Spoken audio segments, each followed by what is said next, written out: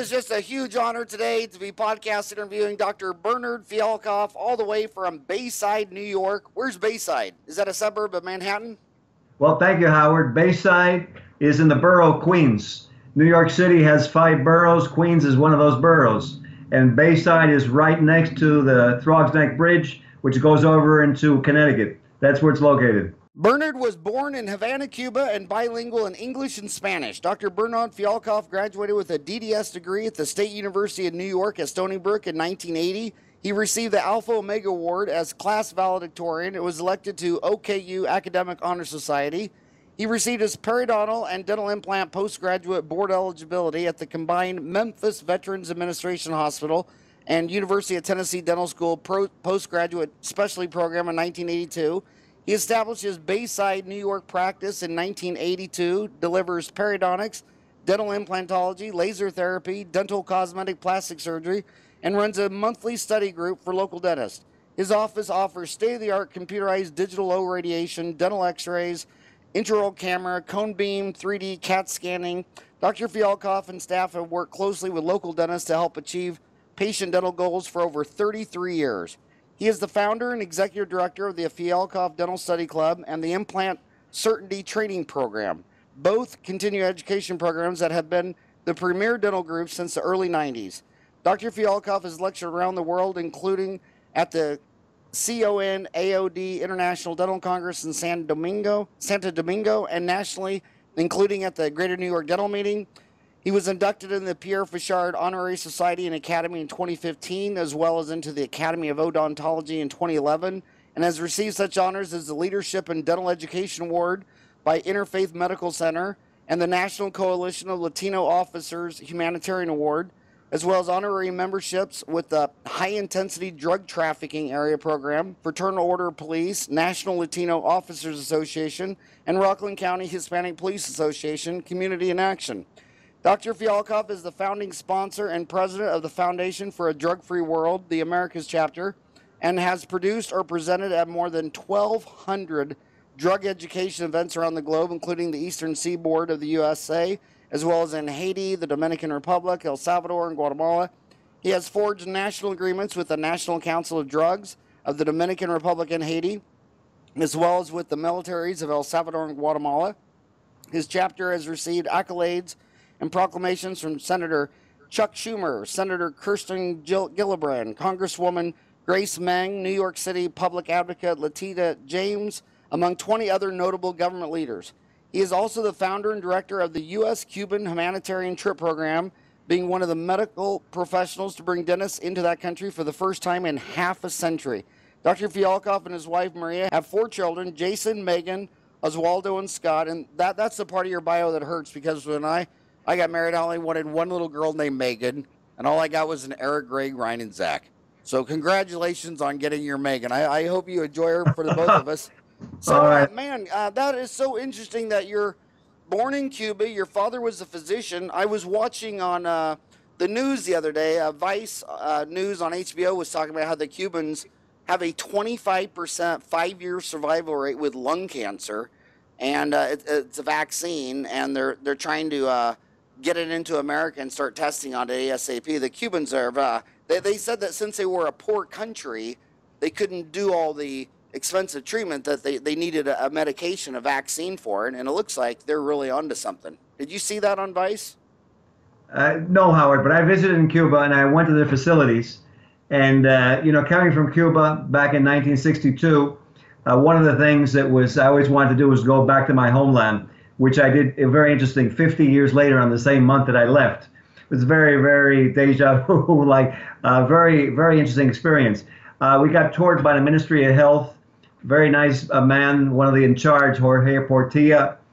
We brought down with Bob Schwartz, who was the former CBS 60 Minutes producer. We went down and we visited. We met with a lot of different dentists. Very nice experience.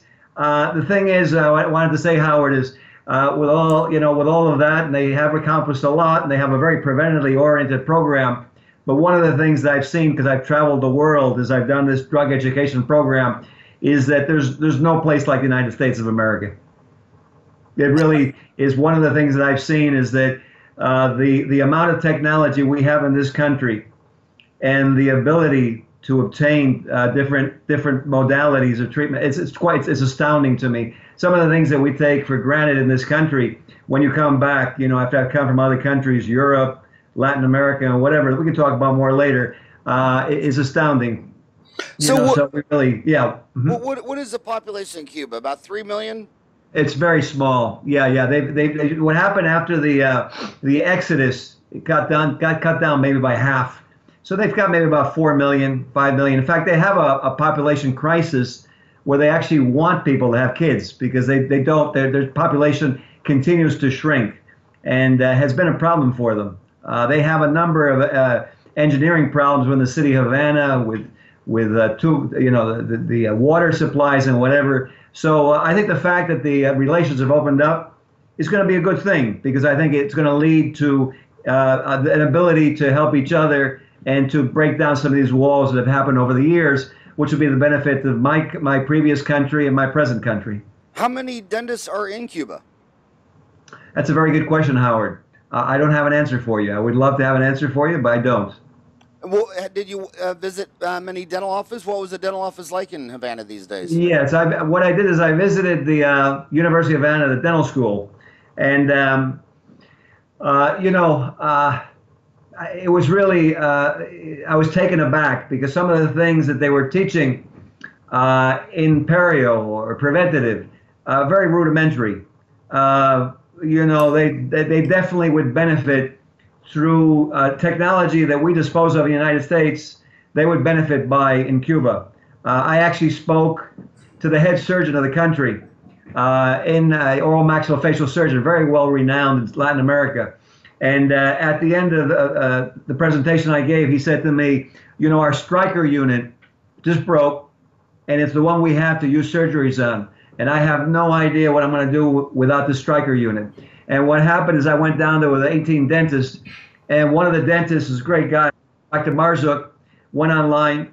He found the striker unit, and we got it down there for them to actually utilize. So what I can tell you is they have a scarcity of equipment, and their treatments are very rudimentary, which is why they have to go very preventative.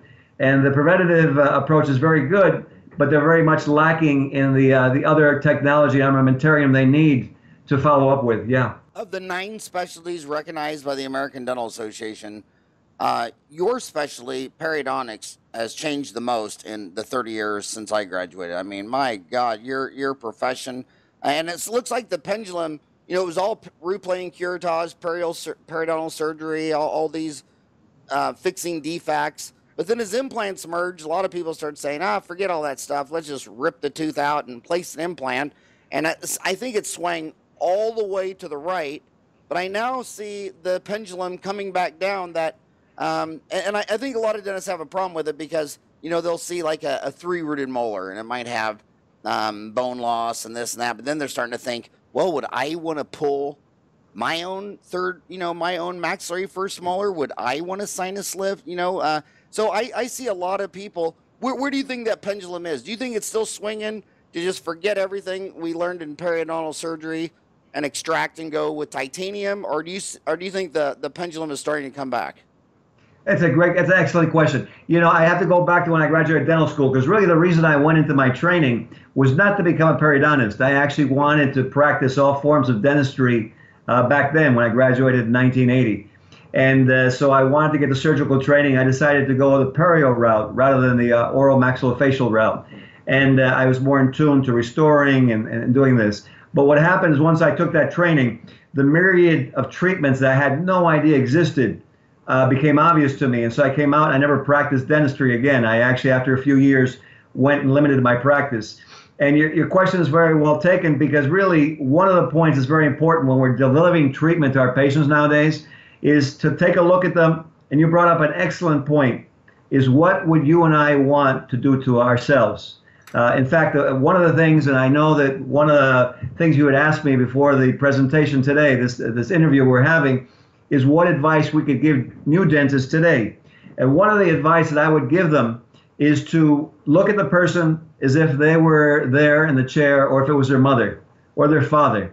What would they do for their mother and their father? And the reason I say that is so many now are taking different courses in marketing, and which is all fine.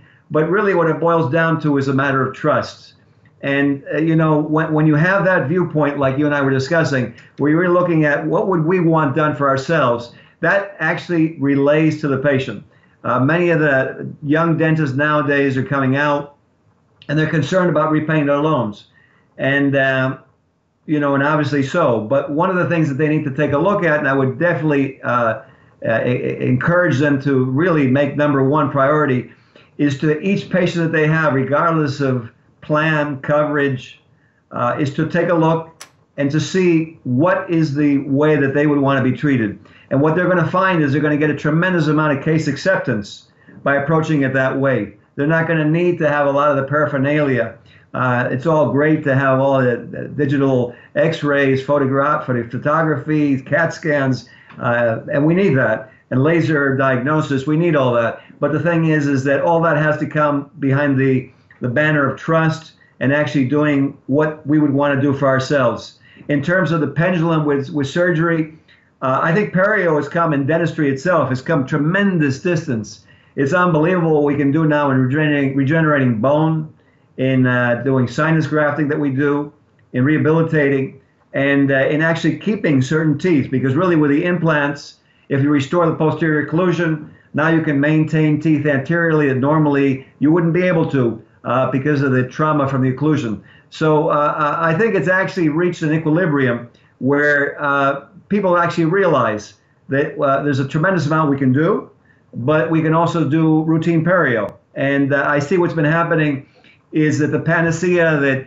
implants were going to be 100% is gone.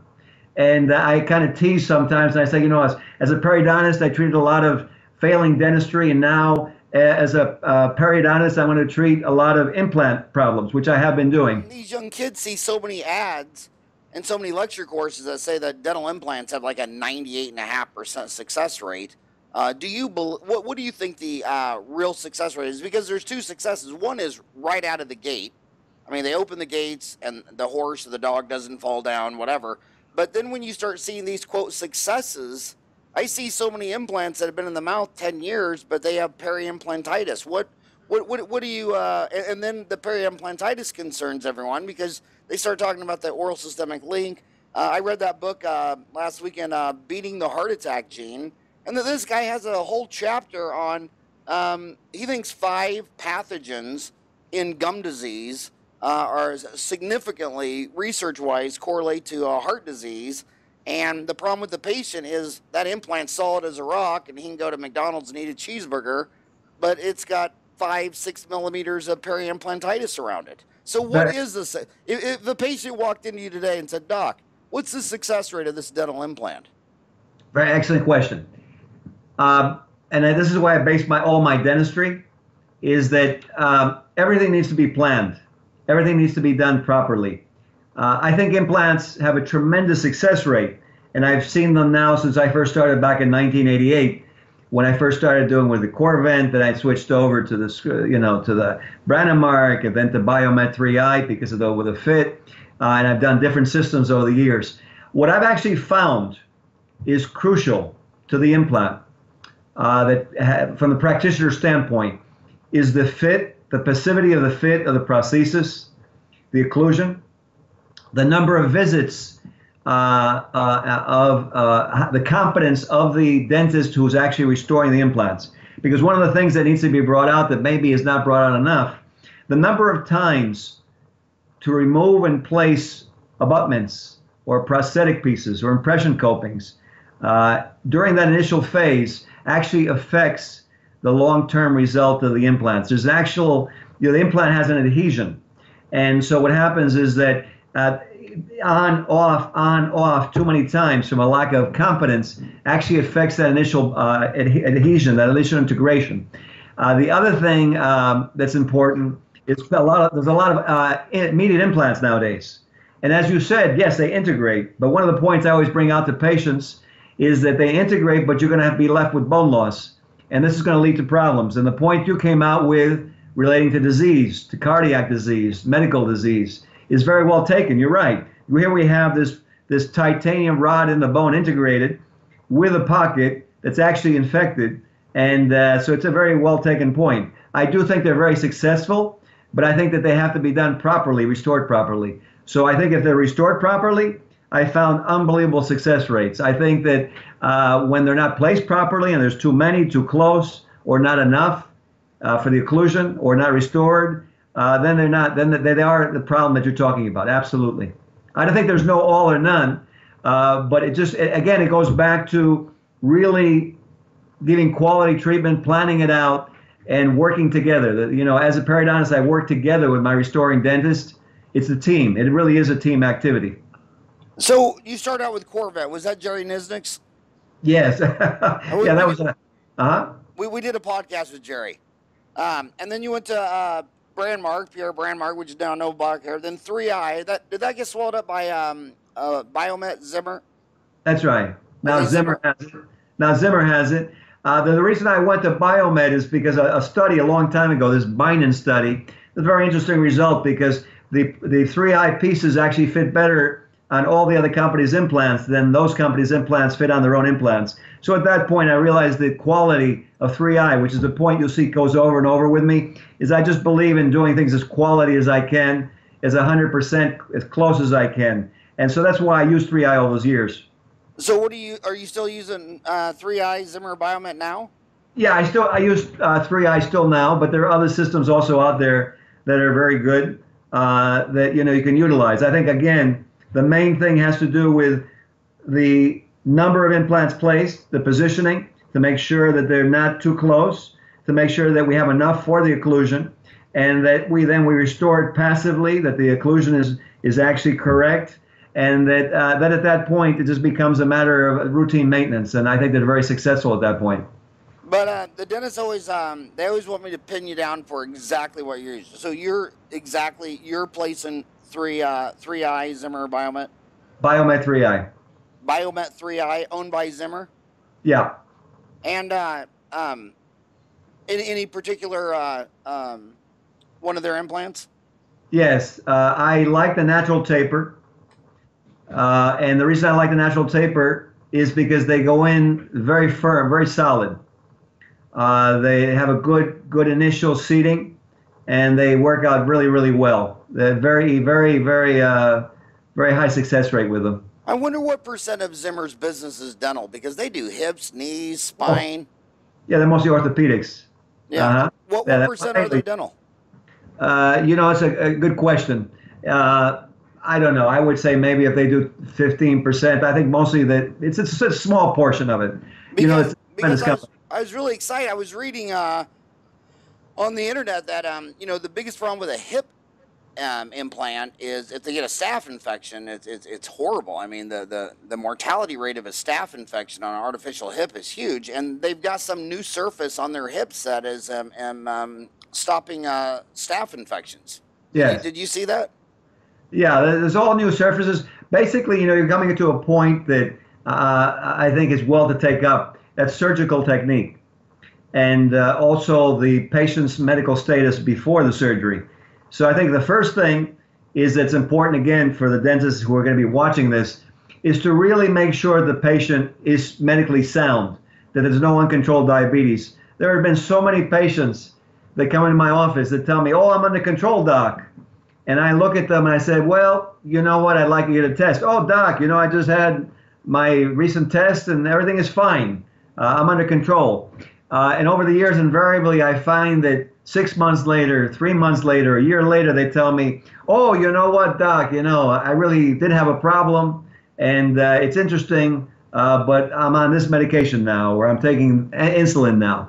And so I think it's important, number one, is to really make sure the patient is medically stable before you place the implants.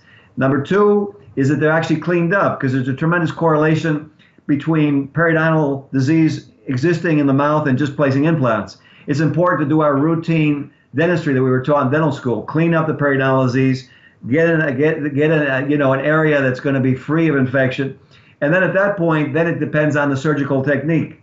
I think that when some of these things I see push the envelope, and trying to put in immediate implants or immediate full mouth restorations.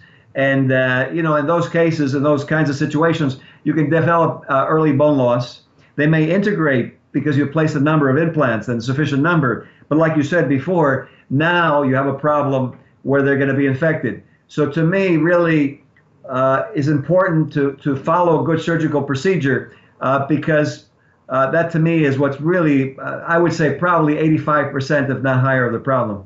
Well, what do you like to see when you have their diabetes under control? Some people think that fasting glucose is the real gold standard. A lot of other people have no problem using the A1C. Some like to see the C-reactive protein. What do you like to see when someone's fighting? I like to see the A1C. The A1C is good enough for you? Or a period of time. And then I also, one of the things I do is I really do a lot clinically. I look clinically. I see what my estimation is. I don't necessarily go by just a number. If I see that I don't feel that they're under control, I'll have them retake the tests.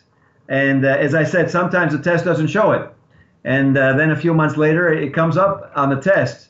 And nothing really has happened other than for some reason it didn't show up the first time. So to me, I think as a clinician, I think it's important for us to use, our exam, our clinical exam, and use our laboratory findings. But I think the clinical exam really goes a long, long way in how the patient looks. Originally, I treated a patient who had a heart transplant, and he's done very well. I mean, it's amazing now. He's about 10 years now. He's alive. His skin color is different. He has implants. We have to extract some teeth that we had to do, but he's a totally different person. And when I look at him now, he's got normal pink color. Years ago, he was yellow. And I was very concerned. I didn't really want to touch him, but he kept getting better and better because we did routine dentistry. We got him under control. We controlled the bacteria. His physician got him under control medically. So to me, again, you'll see a lot of this with me, Howard. I really believe that the doctor has to use their acumen, their diagnostic abilities, and use the other tests more or less as a correlation of what they're already getting. So Carl Misch would place implants on smokers, but his brother Craig said no. Where do you weigh in on smoking? That's a great question. I don't have an all or none answer. Some heal very well, and others, the tissue retracts, heals slowly, and it varies. It really varies. All smokers are not the same. But they don't heal the same as a non-smoker. What I tend to do with a smoker, which is probably one of the things you'd want the dentist to know, is I tend to go a little deeper placement with the implant, anticipating that they're going to lose a little bit of crestal height, which smokers tend to do. I want to get the tissue very healthy before I do the surgery. So if they have periodontal inflammation on a smoker, it would be really important to get that under control before you do the surgery. Because with a smoker, anything like that is going to be prone to not healing properly, to receding, maybe to exposing a screw. And if you do that initially, you're already behind the 8 ball. So those are the things that I would emphasize that they should watch out for in their smokers.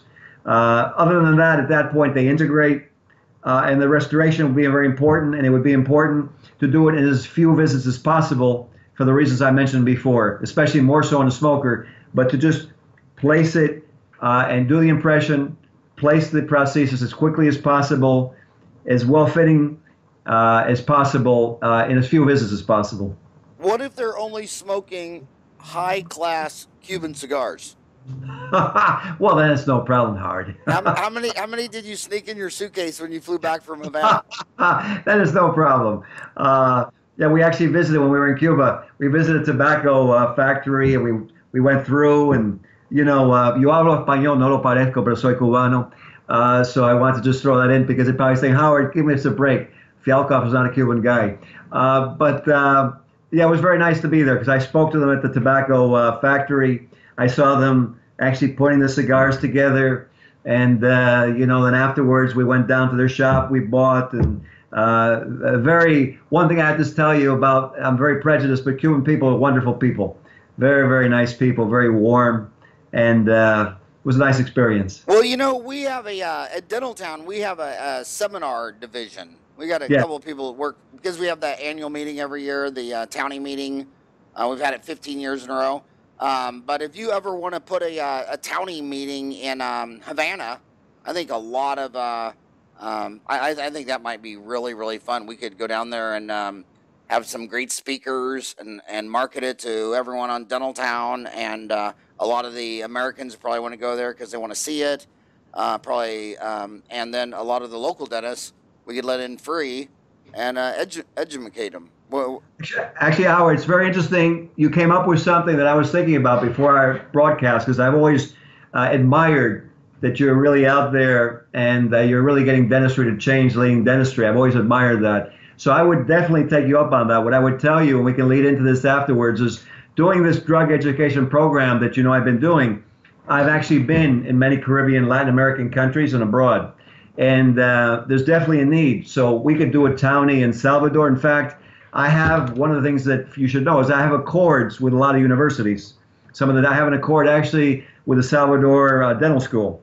And they would welcome it. So absolutely, what we can do is, you know, we can see, and let's mention it during your broadcast, because maybe your townies would love to come. And we can have something in Salvador. It's called USAM in the city of Salvador. And we could do one in Guatemala. We could do one definitely in Dominican Republic, where my friend is the general, who's the director of the Council on Drugs. And there's a tremendous need for our type of dentistry. You know, what we have in America, you know, I feel, Howard, there's a motto that I go by, and that's that never desert a group to which you owe your support. And I really feel, and I feel a camaraderie with you, and I've seen what you've done over the years, is that I think as a doctor, we have more than just a title. It's not a title. Being a doctor, you know, there's a word in the Jewish religion, it's called a mensch. You're a mensch.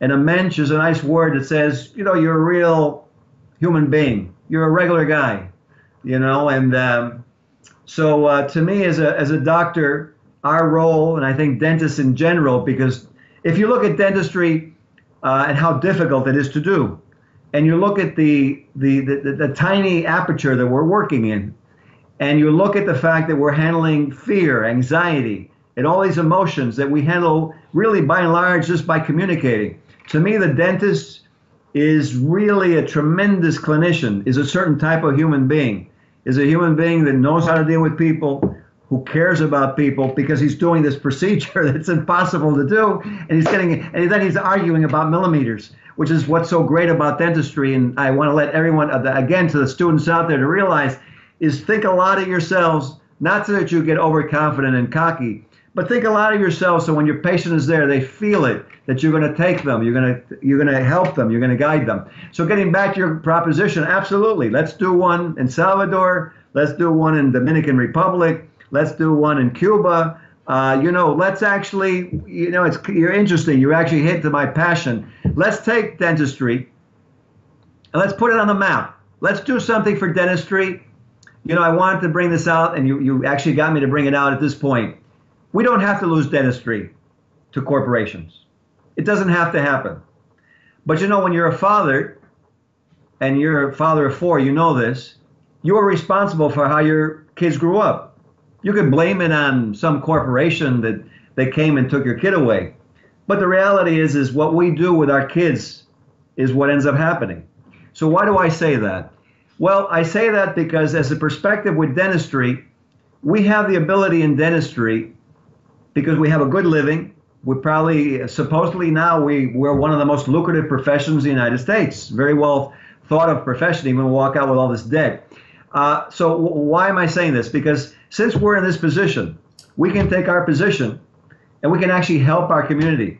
And if we help our community, what ends up happening? Well, all these mothers and fathers are going to be very happy with us. And if they're happy with us, we're going to be in a very good position politically, because those people are voters. And since they vote, politicians will pay more attention to us so that we can work together as a group with all our societies, all our groups, and make sure that dentistry stays a profession the way it's always been. I don't think there's any problem with dentists wanting to have specialists in their office, but it should be dentists. I don't think that we should lose dentistry to corporations. I think it's important for it to be maintained as a health profession. We've done tremendous amount of good for people. So I would definitely welcome your idea. It's a beautiful idea. Well, you know, these the corporations can't keep their dentist. I mean, some of these very large dental corporations, their average dentist doesn't even stay with them 1 year. When you go into the private sector, it's the same problem with associates. You go, if you surveyed 1,000 50, 60-year-old dentists, say, what do you think about associates? And they say, well, they only stay 2 or 3 years and they go get their own place. So if you look at the data, the dentists don't go to school 8 years to be your servant. And they're very, they're a different breed. Dentists, physicians, and lawyers, it's like herding cats. And I don't see any evidence. You know, these people that say in 10 years, half of the dentists will be working at corporate, I mean, they must be living in Colorado smoking that legal marijuana because, there's just no evidence of that. I mean, private practice, and then on top of that, forget the dentist, quit making it about us. The patients, they don't keep their dentist. I mean, you look at a dentist who's 60 years old and they still need new patients. It's like, well, what happened to the 10,000 new patients you had in the last 40 years, and you live in a town that only has 5,000 people? So the dentists can't keep their patients. The dentists can't keep their associates in private and corporate. Humans are complicated. It's hard to keep a human happy for a long time. Look at marriage. Half of those end in divorce. So, we're in the people business, and that's the one thing I see. If I had to pick one common denominator between all the successful dentists, that they really were well at the people skills. They were good communicators with their patients, their staff. I want to pin you down on a couple more of the implant things, though, because they got a lot of questions there. Do you believe the Howard, before we get to the implants, there's something you brought out. It's very important, and I want to bring out, and we should mention this, and you let me know when we can get a little more into it. But, I know all the viewers who are going to be viewing this are going to know that I did this drug program. So one thing that I want them to know is I view this program that we're doing, I want dentistry to know it's our program. It's not my program, it's our program. And there's many dentists who have gotten involved in the program. And I want dentistry as a whole to take a look at it. I'm more than willing with you at your meetings too also, that I want you to know is to come to your next meeting. And I'd be more than happy to present to all of them how they can do it in their practices. I want to show them a different marketing technique. I want to show them, I want to actually just show you something, Howard. Back in 1980, in Dental Student magazine, when I graduated, I wrote an article because we were getting hit by, you remember Sialin? Sialin, it was the enzyme that was going to eliminate dentistry. Remember this? Dentistry. Wow, that's a flash from the past. Yes, Sialin. And so what happens is you can see down here, I was graduating in 1980. This is my name. And so I'm going to read you something from this and then get a segue into something. To assume the title of doctor means more than restoring teeth for monetary and personal gain. We have other responsibilities to the patient, which will continue to grow as science and research expand the body of knowledge. The time for, and I'm going to just kind of go to the next thing. The time for change is now. We must begin to educate ourselves, our community, and our governing bodies. The course must be planned, not haphazard occurrences created by the whims of politicians or corporations. It's a bright future if we allow for it, continue our development. However, it can be as bleak and pessimistic as those of our profession would profess dentistry only was and always will be. The choice is ours, to nurture or to neglect, to deteriorate as closed-minded technicians or to arise as true doctors of the oral cavity and truly deserve and not just desire the title of doctor of dental surgery. So why do I say that? The reason I say that is that most dentists are looking to get more new patients.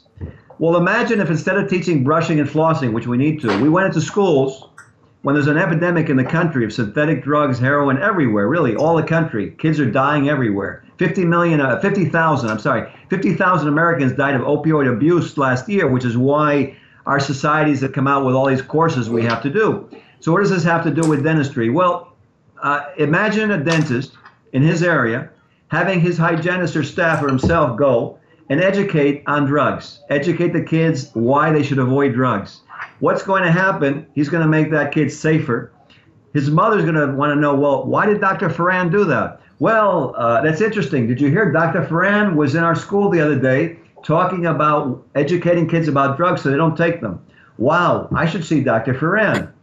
So what happens is the mothers and the fathers will all be awed at the dentist actually doing something that's caring for the community.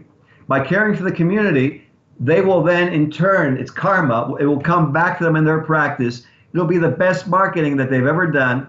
And we can actually, what I would love to do with you, Howard, and all our leaders, is put dentistry in a position where dentistry will be known as the profession that saved kids in America from going on drugs. I want to tell you one fast story.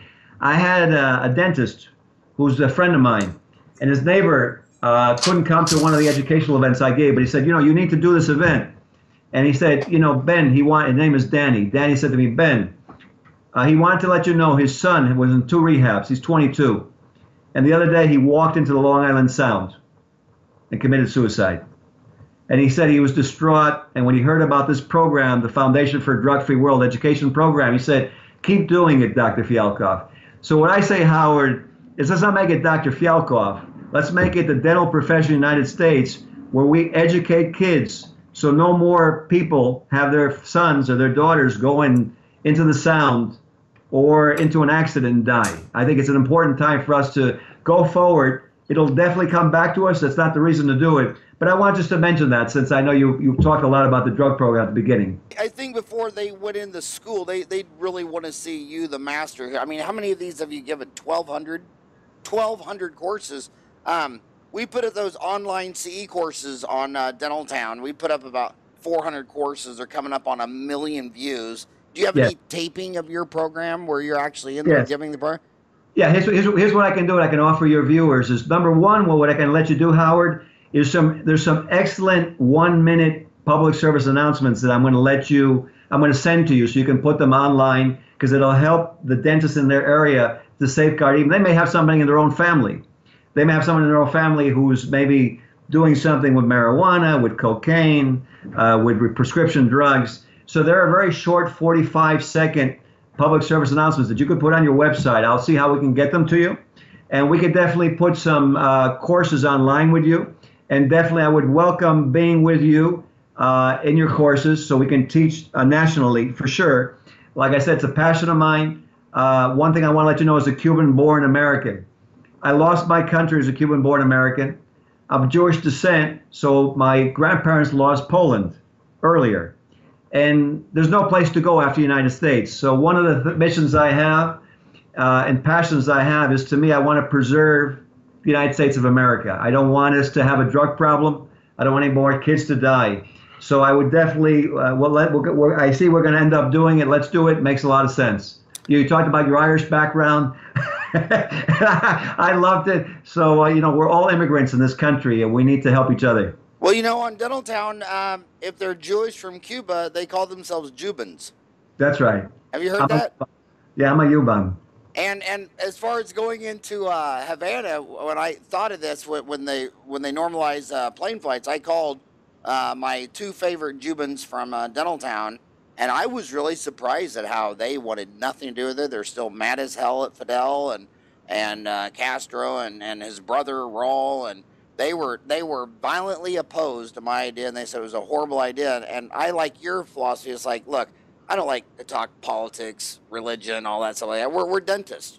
I see the Cubans as people and patients who need better dental health. I don't want to get caught up in all their politics, but I bet if we did that deal in Havana, Cuba, you'd be surprised, even though it's a quick plane flight from Miami, that a lot of the Cuban dentists in Miami wouldn't have anything to do with it. You know what? There's a lot of emotions into what happened back there. There's a lot of emotions that have never moved, and this would be a whole talk we could give some other time. You're hitting on a topic that's very hot. You're right about that. And to me, Howard, I think what you and I have in common is that, we have to have the human side in everything. The only way something can resolve is by actually having some rapport, some honest communication. Whenever I have a problem with one of my staff members, I want to give let's give something more to the young dentist. You're going to have problems with your staff. We're talking about Cuba, but let's talk about the staff. So we're talking about people, like you said, Howard. So, you're going to have problems with your staff. When you have problems with your staff, and even though they may do something that you told them 4 times not to do it the same way, you have to try and come back the next day and realize with how difficult it is to get staff to approach and say, why did you do that yesterday? Not when the patients are before patient treatment or at the end of patient treatment. Why'd you do that yesterday? Because I went over it with you 4 times. Was there something that you didn't really understand, but you kind of felt uncomfortable telling me because I think you were stupid, or that I wouldn't want to keep you in the office? And you let them talk, let them voice. So the best thing I can tell the young dentists out there with staff, there's no panacea. When you encounter that, I'm sure you're going to get emotional. We're very high-powered people, dentists. So just realize afterwards, try to go back to them at a point where it's quiet and speak to them. So getting back to a nationwide level, absolutely, Howard. I think that by helping, the basic, somebody once said that the basic reason we're all here is to help each other. And that if we weren't helping each other, there'd be really no reason for anything. So it's kind of an interesting viewpoint. You're on the president of the Foundation for a Drug-Free World, the Americas chapter. What do you think of states like Colorado legalizing marijuana? Do you think that's a good thing, or do you think 10, 20 years from now they're going to realize that was a really bad idea? Okay, well, I'm a periodontist, I'm a dentist, so I'm a doctor. I deal in scientific facts. So let me give you some facts actually from the government. It's called High Intensity Drug Trafficking Agency, which is the agency, a federal agency in charge with actually getting the truth about what's happening with statistics. In Colorado, since the legalization, traffic accidents related to marijuana have gone up about 40%. Hospitalizations have gone up about 32%.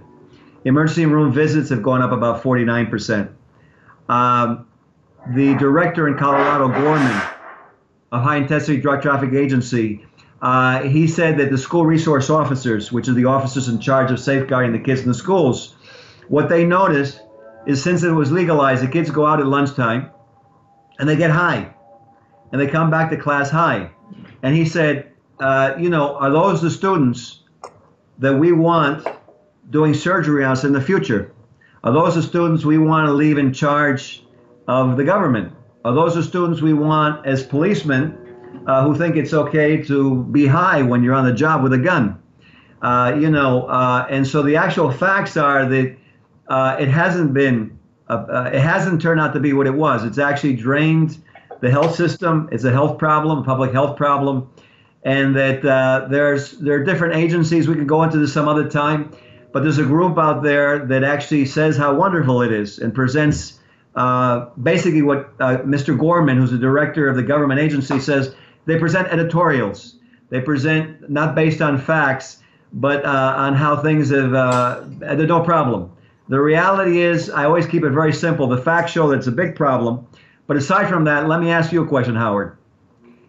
If you came to New York and I was going to do your dental implant, would you want me to have smoked marijuana before the implant? No, and I would mostly not want the dang pilot to be stoned or eating an edible. I wish you'd log on Dentaltown. I published an article yesterday on Dentaltown that's really been controversial. It's called the impact of marijuana use on oral health, and it was an interesting article. But they were showing a study that if you smoked marijuana at least once a week for 15 years or more, you were 3 times more likely to have gum disease than those who don't smoke marijuana. What do you think that is? Because some people say, well, if you get high, it's not that getting high that makes you 3 times more likely to have gum disease. If you get high, maybe you don't brush and floss. Maybe you don't, maybe, a tagging behavior. Maybe they eat Twinkies instead of fruit. Or do you think it's the marijuana, or do you think that marijuana is just tagging a certain type of individual who's less likely to brush and floss and visit the dentist every 3 to 6 months? It's actually multifactorial. Let me first address Correct. And that's always the brilliant answers. It's never one thing. Yeah, thank you. But let me talk about first the marijuana chemically. Something that's very important for everyone to know out there is that marijuana has many, many more toxins within it than even cigarettes do. Many, many more toxins. Something that's important for them also to realize is that marijuana causes cancer much more than cigarette smoking, much more. So people worried about smoking and cancer, but one thing that never comes out about is marijuana and cancer. So marijuana actually causes more cancer.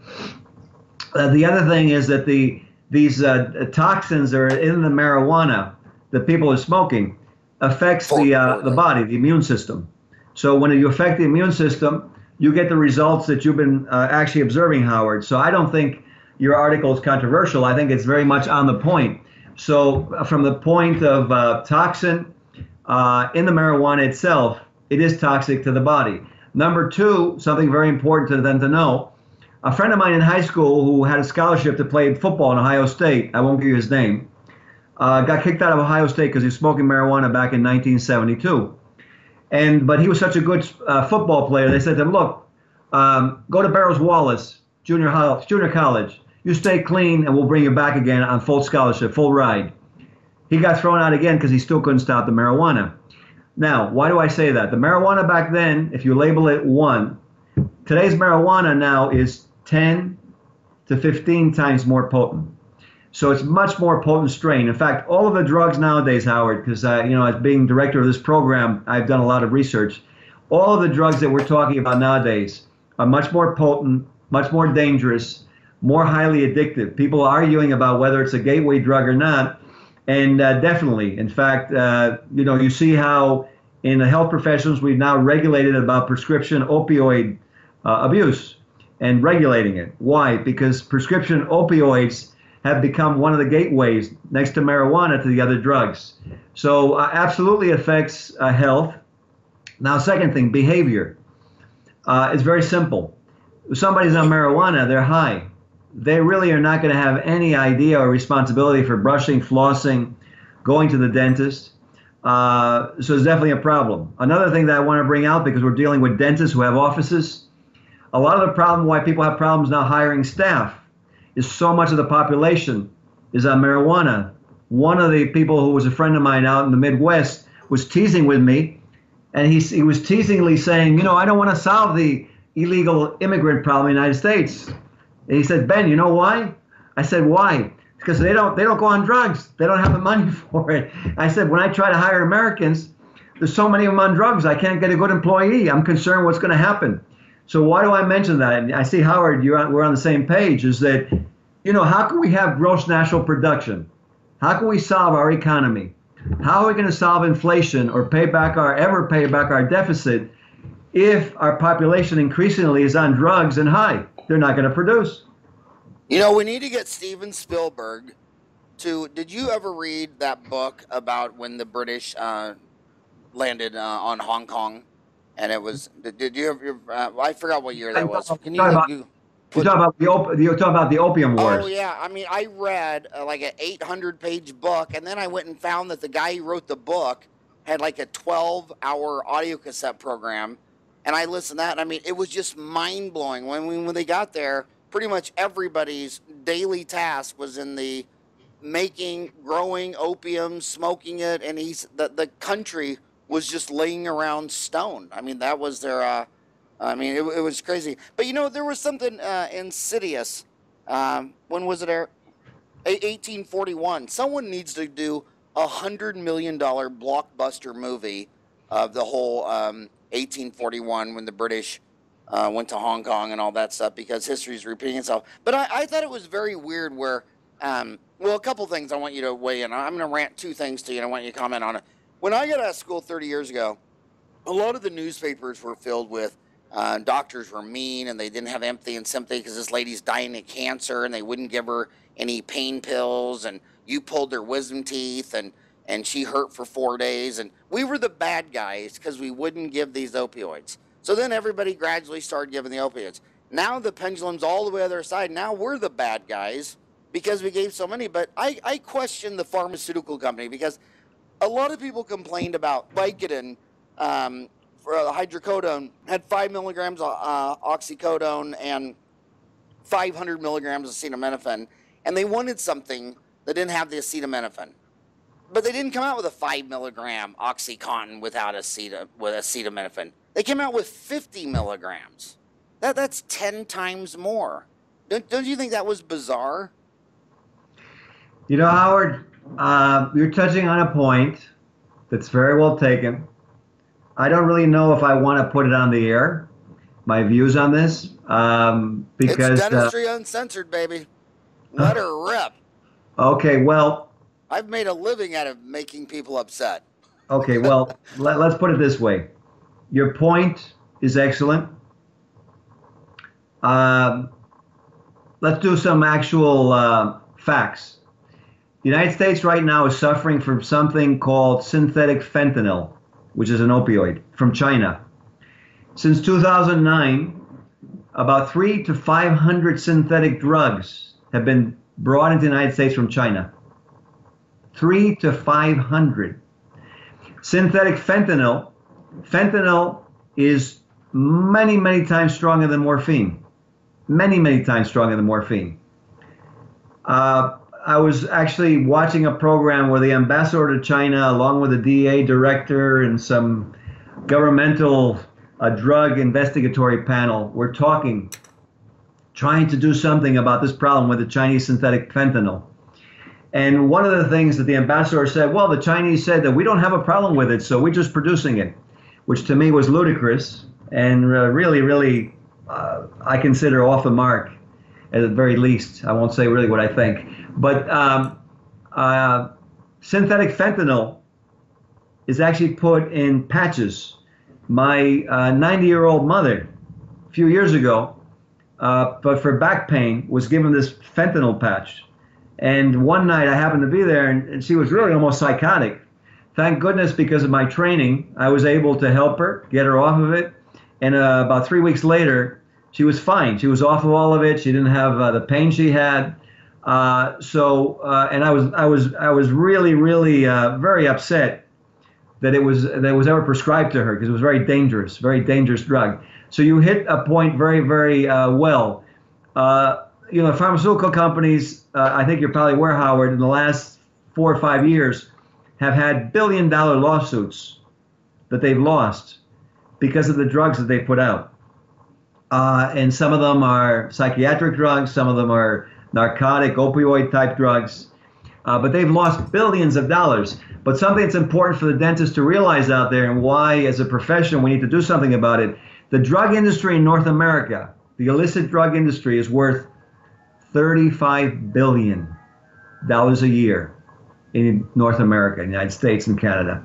$35 billion just in illicit drugs. We're not talking about prescription drugs. So when they lose $3 billion, $4 billion, it's like, okay, if you're a dentist and you're making $5 million, all right, so they hit you up for $50,000. Okay, you still came back home with whatever. I'm being ludicrous, but I'm just giving you an example because of the level that the pharmaceutical companies are at. So yeah, you have to look at their responsibility. Also, they have tremendous lobby. So with the tremendous lobby that they have, they actually influence physicians and dentists. And there's actually a study in West Virginia, I don't know if you're aware of it, Howard, where there's a tremendous influx of opioids that inflowed into West Virginia.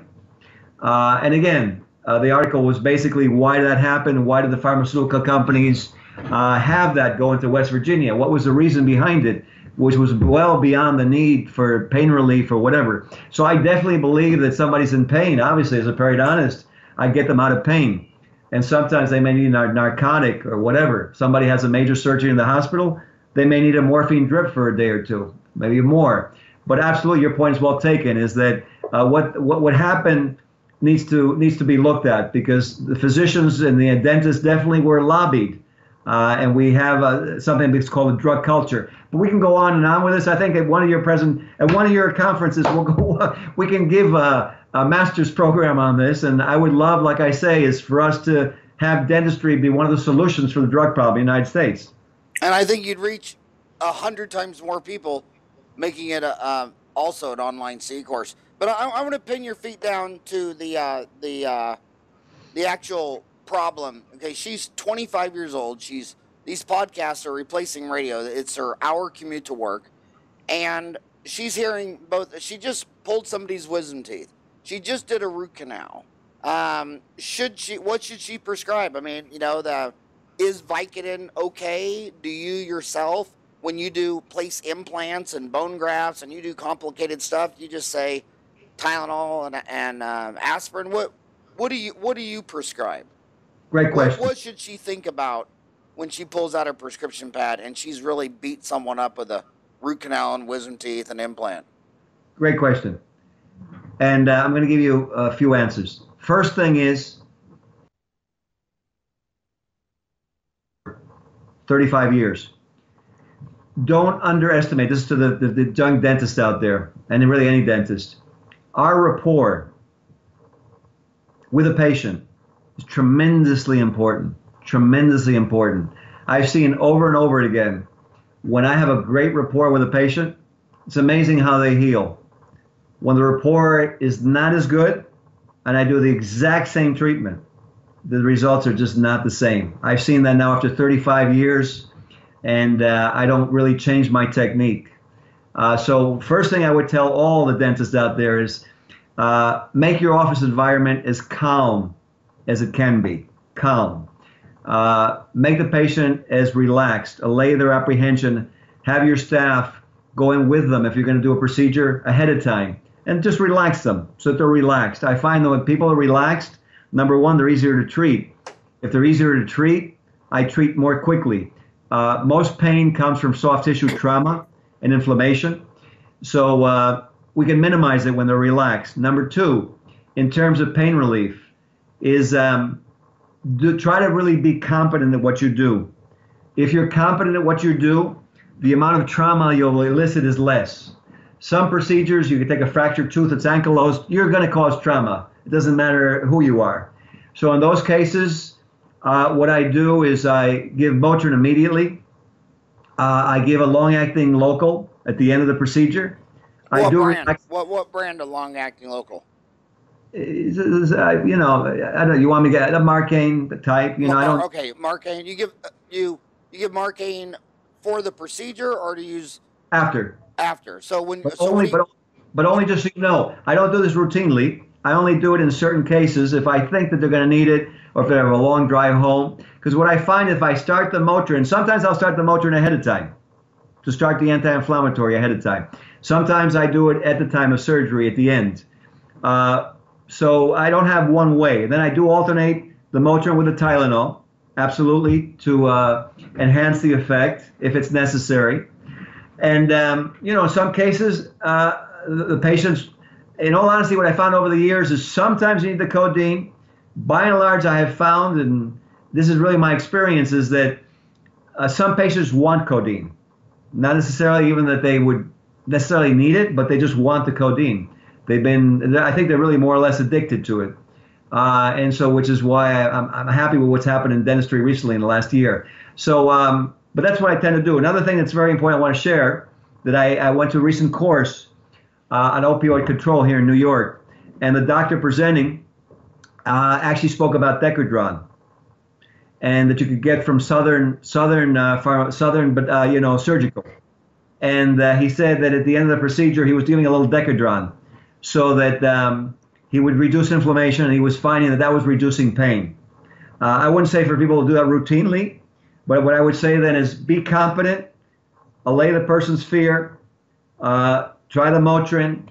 You may want to try, if you have a procedure you think is going to cause a lot of inflammation, Decadron. You could speak to your surgeons in your area. The surgeons in your area use a Decadron. What I would urge all dentists to do is get trained. Don't just do something off the top of your head. Speak to someone. Speak to your referring surgeon. Get their opinion. And that way you can... So, like, for in the last year, how many times have you prescribed Vicodin, Percocet, Oxycontin, anything like that? Probably 10 times. 10 times? So it's a very... 10 out of how many? Very little. I mean, is it 1%, 5%, 10% of your prescriptions? Oh, it's tiny. It's probably less than 1%. It's a very small amount. Everything I just told you, Howard, is exactly what I do in my practice. And also, you know, my job is to guesstimate questions of all these kids driving around, commuting to work. And she's asking, why do you alternate Motrin with Tylenol? Why not aspirin? Especially nowadays when so many grandpas are on that low-dose daily aspirin to reduce their inflammation for heart disease. Why do you like Motrin and Tylenol alternating? Which I've seen so many studies on double blind that's better pain relief than Vicodin, hydrocodone. But why not aspirin? You could if you want you could do aspirin if you want to. It's a similar drug. I mean, you could do that if you want. I think that the Motrin, in some respects, I mean, the Motrin, you can find negatives about everything. The Motrin, if you look at it, actually in some studies are correlated with heart attack. So you don't want to just give Motrin innocuously also, as if it's just no problem. So you really have to control how much Motrin they take also. I mean, Vioxx was taken off the market, right? Right. Vioxx was an NSAID that was taken off because of that problem with cardiac problems.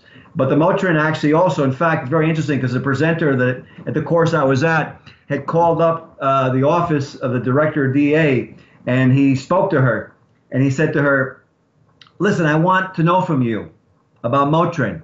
Does it cause a problem with cardiac, heart attack? And she said, well, it seems to, but we don't have any statistics. So he said, but how am I going to evaluate it? And, and basically he told us at the very end that there was no study. There was no statistics of what she could give him at a federal level. So what I would say is that minimize whatever drug you give. I think if you want to give aspirin, versus Motrin or Advil or whatever, as long as you alternate it with an acetaminophen, I think that would be the basic thing. But I want you, you promised me an hour of your life, and you gave me an hour and 2 minutes. We're in overtime, but I want to ask you one overtime question because it's so important. I know so many dentists that after every single extraction, every single root canal, they give a 500 milligram, 28 tabs of PenVK, which is ludicrous. When I say ludicrous, I do not mean to offend my rapper artist, Ludacris. I mean not the rap guy, but they do. I mean, they give an antibiotic after every extraction, every root canal, and they just say things like, oh, CYA, cover my ass, and blah blah, and they give 16 tabs of Vicodin. So I don't want to get into the bacteria deal because dentists really, a lot of them overuse antibiotics and opioids. What would you say to this dentist listening to you right now that's driving to work in Shawnee, Missouri, and he gives a prescription for PenVK and Vicodin after every root canal and every extraction? What would you say to him? Okay, this is what I would say. I'd like you and your next patient.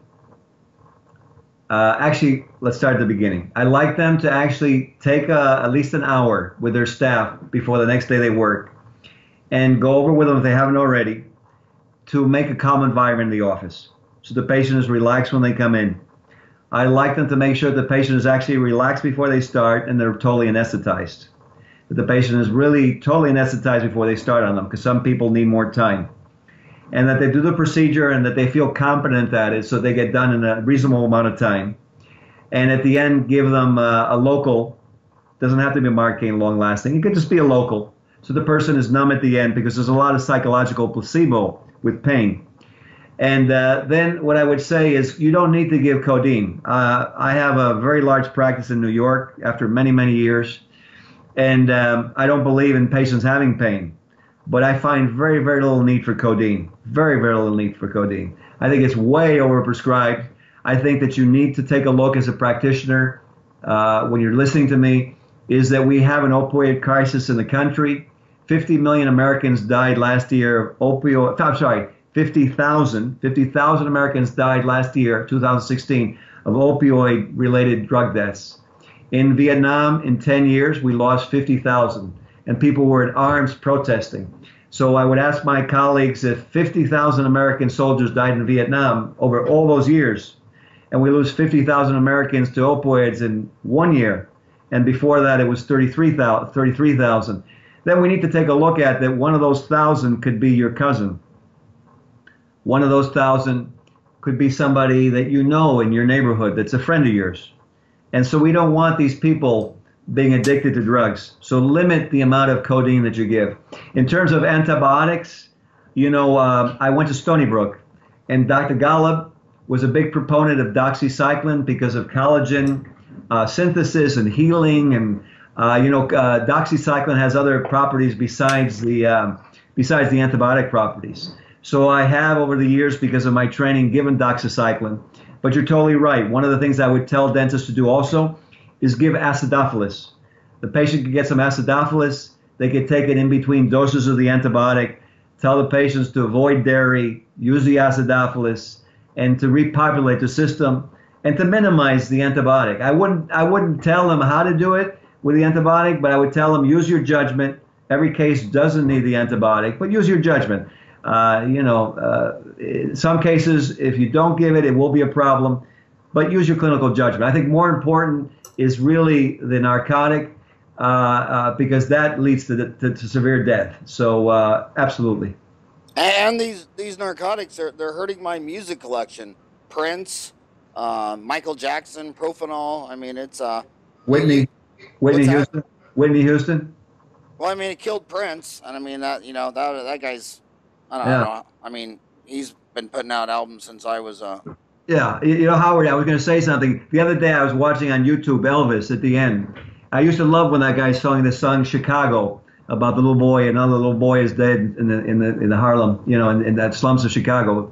It's called in Chicago. But in the ghetto, it's called, by Elvis Presley. In any case, at the end, if you look at him and you ever play those YouTube videos, you'll see how the drugs made him so heavy, and he could hardly breathe. And it was such a sad thing that this great human being, who was such an entertainer, who people loved, and this guy was destroyed. And when you found out what they had done, what the doctors had done, and how they had overprescribed to him, no one ever told him, no, you can't have any more. Nobody tried to do anything. It's a shame that we, like you said, Howard, that we've lost so many good human beings, entertainers. And God knows, the other thing to point out is, God knows how many young people who would become the next president of the United States, or the next inventor, or the next person to discover a cure for cancer. And if we have them on drugs, that's never going to happen.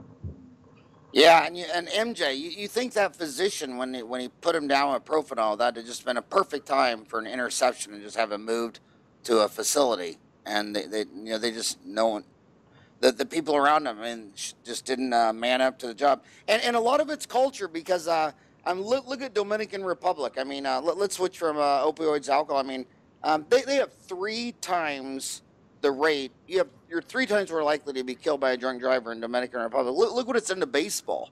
I mean, how many of the best baseball players in America were from the Dominican Republic and then killed in the off season in a DUI? And so you can see Dominican Republic, how they have a more laissez-faire culture about alcohol, and it's ravaging their country. So all this stuff that we've done in America, I mean, you might think DUIs, that we don't have it under control, or we're not making it better, but compared to Dominican Republic, we're 3 times safer in America. So I'm going to tell you, Howard, is I wanted to extend an invitation. We're having our annual gala, our Drug Free World Gala, in Great Neck, New York, on June 1st at night. And I want to invite you. I'd like you to come. And I'd like for us to discuss how we can get this out to dentistry. At that gala, we're going to have some very high-level people speaking. One of them is actually from Dominican Republic. He's actually the general I told you about, who's a friend of mine, and he's the director of the council. There's various generals who are coming. There's different directors who are coming, and absolutely, it's a big problem. That's why he's coming. That's why he's doing this program. The other thing I wanted to tell you, because dentists probably, you should ask me this, dentists probably wonder, well, Dr. Fialkoff, why'd you choose this program? There's a lot of programs out there. Why'd you choose this Foundation for a Drug-Free World program, by the way, that they can download for free at drugfreeworld.org. It's called drugfreeworld.org. It's an international organization. It's in 123 countries. It's a really unbelievable program, and which is why I chose it, because it's audiovisual. It's in our phone applications. It's on the internet. It's also written. It has a full curriculum. It has 14 public service announcements on each drug. It has 18 booklets. The little tiny booklets that, let's see, let me see if I have one here, Howard, so I can show you. This is actually This is actually the folder that it comes in. You see, it's a campaign folder. And then inside the campaign folder, they get a DVD. And then this booklets come with this little booklet. And this little booklet is actually something that the dentist can put their logo on the back of. They can put their logo on the back of this booklet. So let's say Howard Ferran, you could put from Howard Ferran. And what happens is these booklets educate the person on drugs. It gives them the facts. So this is something that I just wanted the viewers to know that they can get. And I would be more than happy, like I said, to do what we can with you and to get this out to dentistry. So we save the kids so that they can actually get the potential. So we fix the economy. And so America, stays free. This problem is an international problem. There's no mother or father in the world out there watching who wants their kids on drugs. One thing I would want the dentist out there to look at, whether he be male or female dentist, would you want your son on drugs? Would you want your daughter on drugs? Would you want to hear that your daughter got raped because the guys were on drugs? Would you want your son to have died because some other kid was on drugs and ran into him on a Saturday night coming out of a party? And I'm sure they all say no. So, the reason I chose this program is because it's just the most complete educational program in the world. And the fact that the dentists need to know is that the United Nations last year and the White House both consensus that we weren't going to regulate drugs, we were going to prevent it. We had to educate, and which is why at this point this program is so important. Well, I want to tell you, it was just a huge honor that you came on the show today to talk to my homies about periodontics and living in a drug-free world. And I forwarded you that link to your email about that marijuana article. I wish you'd go in there and post your thoughts on these and give the links to this stuff too. And I hope to do many more exciting things with you in the future. Absolutely. It was my pleasure to be with you. All right. Well, thank you so much.